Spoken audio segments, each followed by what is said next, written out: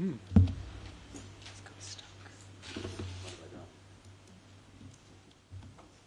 afternoon, everybody. I'm Gary Barker from the Institute of Food Research in the UK, and I'm going to talk about biotracing. Biotracing is an emergent concept in food safety, but essentially it's about support for decision making. Jeff this morning and Francis just now explained about this translational step in food safety.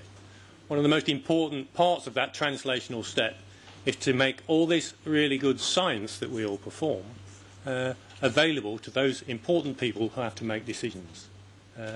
Those people could be food chain managers, they could be regulators, they could be producers, but they all have really important decisions to make about the future of our food. And what we have to try and do is make their decision making more accountable, easy to understand. They might decide on whether to change their behaviour. They might decide on whether to communicate about something, but they're going to be making decisions all the time, and what we have to do is try and support that process.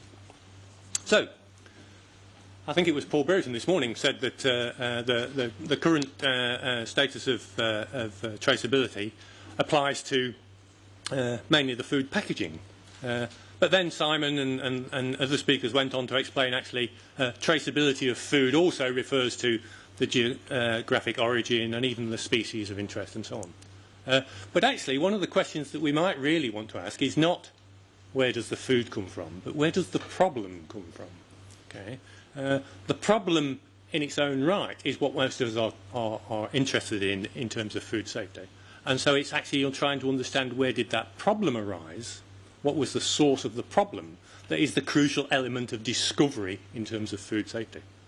And so, although there isn't actually really a definition of biotracing, we tend to use that. We have a working definition that says biotraceability is the ability to use downstream information to point to materials, processes or actions within a particular food chain that can be identified as the source of undesirable agents. Well, that's quite a mouthful, but actually just looking at individual parts of that definition, we don't really say what these undesirable agents are. They might be pathogens, they might be toxins, they might be other kinds of agents. We don't actually say which food chains we're interested in, and we try and think about it generically, although we have looked at some very specific food chains, which I'll mention later. And we actually don't say that the only thing we want to blame are the materials. Actually, the materials might be a source of a problem if the materials are of particular poor quality. But equally, we might say that the processes involved might not have performed correctly. Their performance objective might not have been met. And we might say that there are other actions that took place that were nothing to do with the actual processing of the food or the production of the food that led to a possible problem. So what we want to do is try and put all that together into a scheme for what really amounts to source-level tracing. What are the sources of the problems? So, the reason this is possible now, and the reason that this is now topical and emergent, is probably an accident. It involves these two things. Something that's called the data deluge. Many of you might have heard that phrase before, the data deluge. I think it was coined originally by Albert Laszlo Barabashi, who works on communication systems, and the recent emergence of huge amounts of data. We all know that there are huge amounts of data around us all the time now, and handling that data is quite difficult. That data applies to a food chain as well as it does to a communication system or so on. Again, I don't know whether you know, there's probably 50 million tweets been sent while we've actually been sitting in this room. Okay? There is a lot of data out there. Data is collected from lots of different places in the food chain now. It corresponds to quality control and surveillance the way it always has done, but it also corresponds to audit and things like that as well. Lots of sources of data, but also the molecular methods and the tools available for understanding agents in foods is now vastly superior to what it ever has been. Not only there are more things to detect, more ways to detect them, the levels at which you can detect them is lower. There's a huge amount of impulse that comes from those new methods in modern microbiology, and particularly in molecular microbiology. Those two things have come together relatively recently, and that sort of impetus is what drives biotracing ideas. And in fact, it's not just biotracing ideas that sort of combination has driven.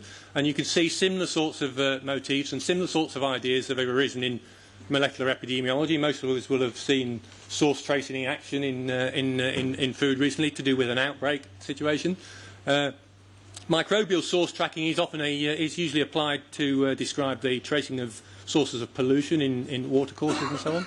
And microbial forensics, probably most people have heard of, to do with crime and so on. All kinds of things where those data and techniques have come together to provide this impetus for a new kind of approach to source level tracking. But in the end, it is, again, about decision making. Hopefully those things can come together to help people who have got to make decisions to make the decisions that they want to make.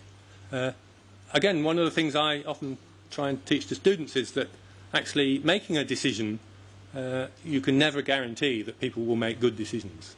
No matter how much you analyse, people won't always make good decisions. What you can try and do is make sure that more and more decisions are accountable and reproducible, and we can see where those decisions came from. So, the situation to do with decision making and prediction and things like that has to be quantitative.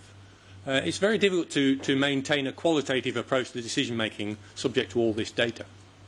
That quantitative approach necessarily brings in the subject of mathematics. Now, I don't want to bore you all with mathematics, but I put the picture up here of Thomas Bayes. The mathematics that we use largely as this project arises from Thomas Bayes. He was around about 300 years ago. Okay? The mathematics that is involved, which is applied now in biotracing, is largely based on Bayes' theorem and Bayesian ideas of statistics. But it's 300 years old. The reason we can do it now in complex systems like the food chain are because of computers. We can take Bayes' ideas of simple mathematics, and he was concerned, even though he was a man of the cloth, his major occupation was gambling, and he was concerned with making decisions about gambling. We're concerned about making decisions about sources in food chains, sources of problems in food chains.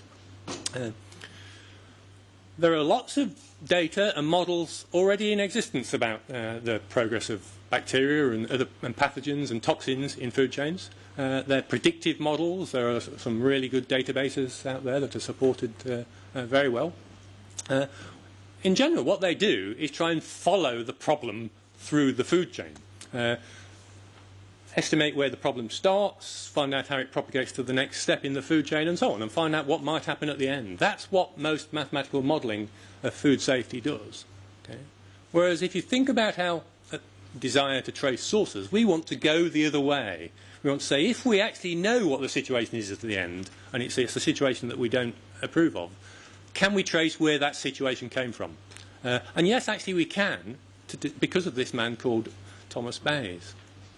So the probabilities that we're going to use, and that we use in biotracing, allow us to invert that causal belief about the way that hazards occur in the food chain, and allow us to make inference about the way something did occur. Okay? So that's what the process of biotracing is really about. That was without showing a single equation. Okay?